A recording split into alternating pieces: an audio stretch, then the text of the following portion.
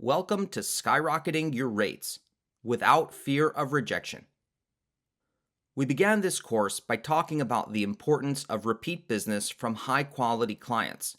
We also discussed the importance of finding new clients, either from public jobs you submit proposals to, or through targeted invites and the hidden Upwork economy. Now I want to show you how to tie it all together and maximize your earning potential, leveraging the synergy of having a steady flow of repeat business along with a steady supply of new prospects so you can get the most out of your hourly rate. For some of you, that may mean consistently keeping your schedule full of work that pays up to $50 an hour, and for others, that number may be $100 per hour and beyond. Or it could be anywhere in between. That's one of the great things about freelancing. The amount of effort you decide to put in and how much you want to earn are always up to you. But regardless of what path you choose for yourself, I still want to see you get as much out of it as possible. And a big part of that comes from being able to raise your rates as you go. I was able to boost mine by over 900% within just about my first year. And in this lesson, I'll show you a pricing technique that helped me achieve that fast growth. So here, as you can see, I started out at a meager $15 per hour in my first couple of weeks. Within 6 months, I was already very comfortable routinely charging upwards of $50 per hour. Not long after that, I was already dipping my toe into the $75 an hour waters. And then here, by October of 2013, I had been consistently charging $125 an hour and beyond for some time, while being so busy that I was always forced to turn away work at that price every single month. The approach I used to help me achieve this is something I call my rock climbing method, which we'll get to in just a bit. But first, let's talk about a trap almost every freelancer falls into when thinking about raising their rates. See, most freelancers see their business as a corporate job with a little more freedom at the edges. Think about the way you would charge more at a corporate job. First, you would spend weeks preparing a speech about how valuable you are to the company. Then you'd rehearse it a few times. And then you finally get the courage to walk into your boss's office. You smile awkwardly through your speech because you remember your mom said people like people who smile. And if you caught your boss on a good day, nice job, buddy, you got a 5% raise. If you have a rate of $40 per hour, that means $2 more per hour for a total of $42 per hour. Big whoop, right? And remember, you can't even ask for another raise for at least another year, or maybe even 2. Many freelancers start at a random rate they're not even really comfortable with. Maybe their first client even set it for them. And they spend the next 10 years getting these tiny raises until they reach a rate they're halfway satisfied with. But in freelancing, this is a silly approach. You don't have to wait 30 years to be able to charge a rate that makes you excited to get up and work, rather than filling you with dread about how you can't pay the bills. I was charging over $100 an hour within my first year. And remember, I had no experience or education beforehand. Seth Godin, the king of ethical internet marketing, says that a huge mistake freelancers make is they think they have a job with no boss, when in fact freelancers do have a boss. It's ourselves. What does this mean for us? Instead of having to walk into your boss's office in your best tie and pray that their assistant got their coffee right that morning, your boss and his assistant getting the coffee are both you. This means it's up to you whether or not you want to give yourself a raise. Whenever you decide you want to raise your prices, you're the only one who can say yes or no to your new rate. Now, of course, we know it isn't that easy. After all, your clients are the ones who are opening up their wallets. But remember, even though clients are the ones paying you, you're still the boss. You come to the client with a price. All they do is say yes or no. So I want you to understand that it is possible to raise your rates quickly, and the only one who can decide that is you. With that understanding in mind, let's talk about my rock climbing method for raising your rates, which can help you maximize your earning potential in a much smaller time frame than the corporate world would have you believe. Okay, so in line with what we've discussed in the previous couple of slides, most freelancers raise their prices like they're on the corporate ladder. They go for slow and steady growth, a bit here, a bit there. But I believe that's a big mistake for most people. Because remember, one of the best parts about freelancing is that you don't have to ask anyone's permission to raise your prices. It's all up to you. But you need to do it smart, or it won't work. That's where my rock climbing method comes in. When you think of scaling a rock, you're using one side of your body to make sure your grip on the rock is completely stable. And then you use the other side to reach higher and pull yourself up. Both sides work together. Without them both, it would be impossible to gain any height at all, at least without risking plummeting to your death.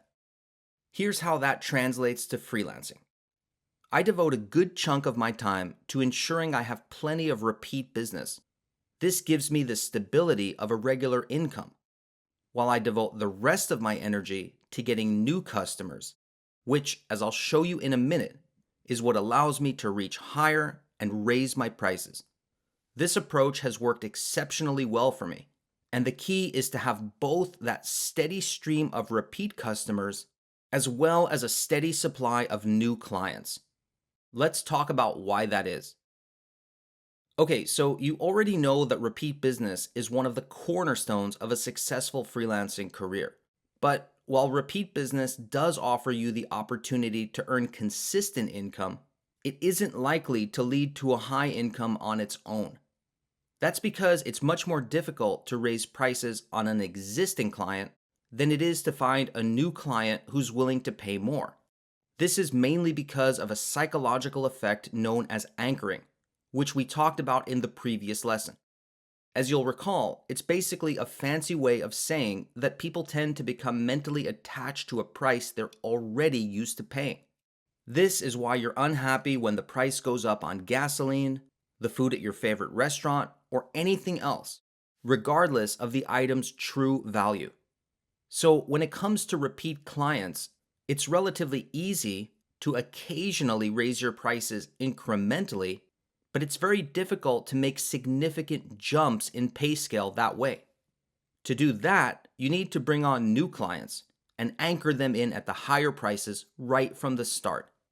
This is exactly what I've been doing for years as an online freelancer.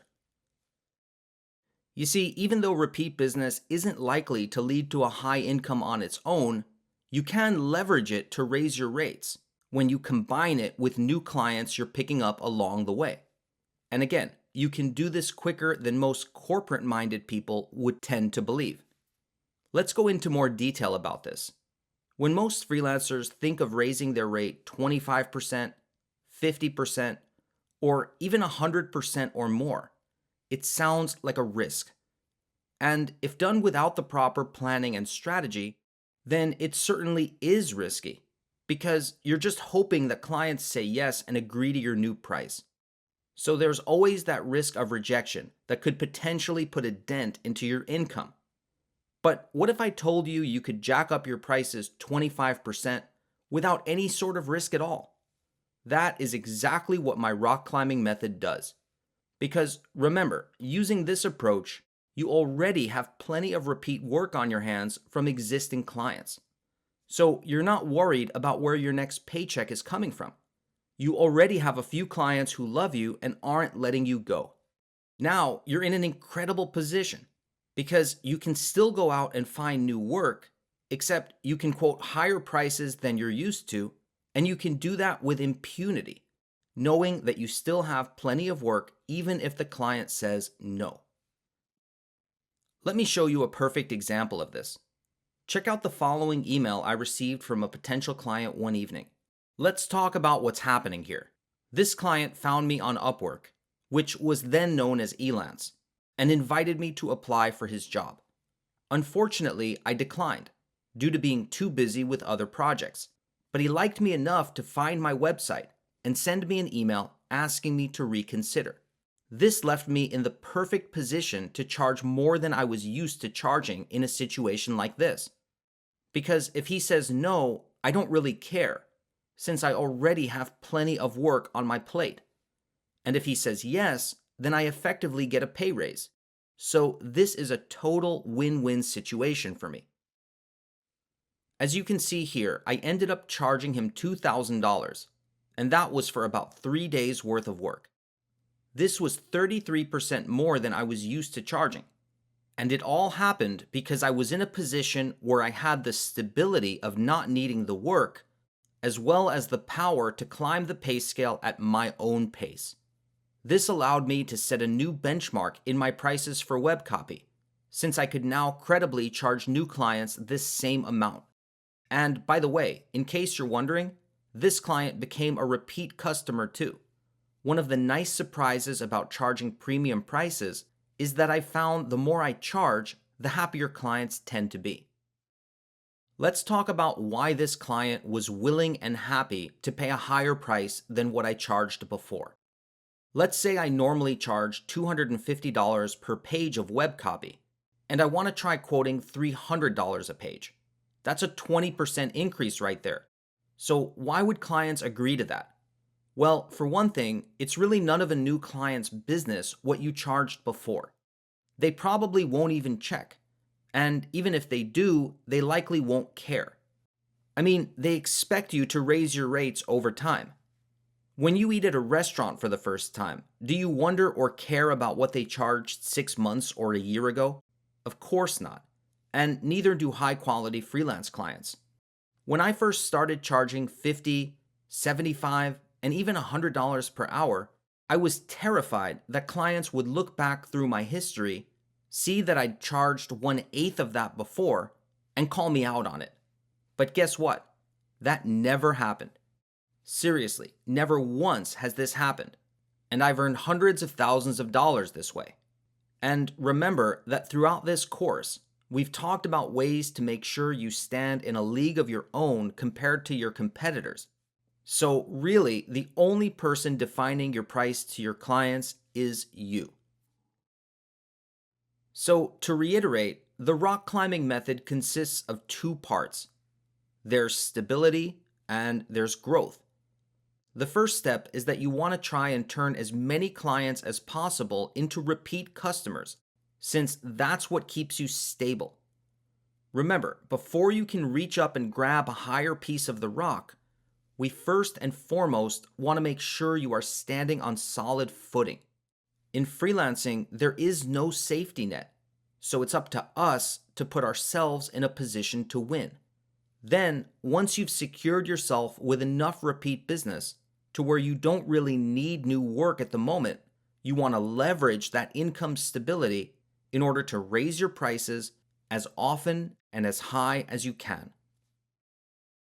Now, at this point, you may be wondering how high you should raise your prices.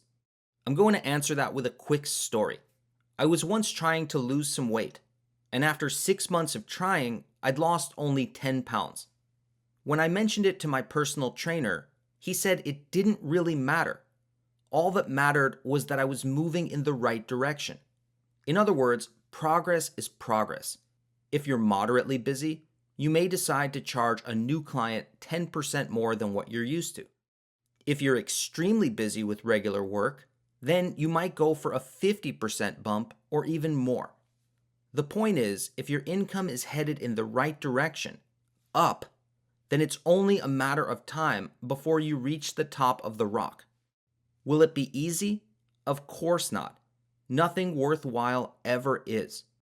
But I can say with full confidence that having access to Upwork and the effortless wellspring of clients they put within your reach makes the process as painless as it's ever been for any generation of freelancers in the history of the profession. If you can find a way to provide value to just a tiny percentage of them, then I have no doubt that you can earn a great living doing what you love, just as I have. As always, thank you for watching.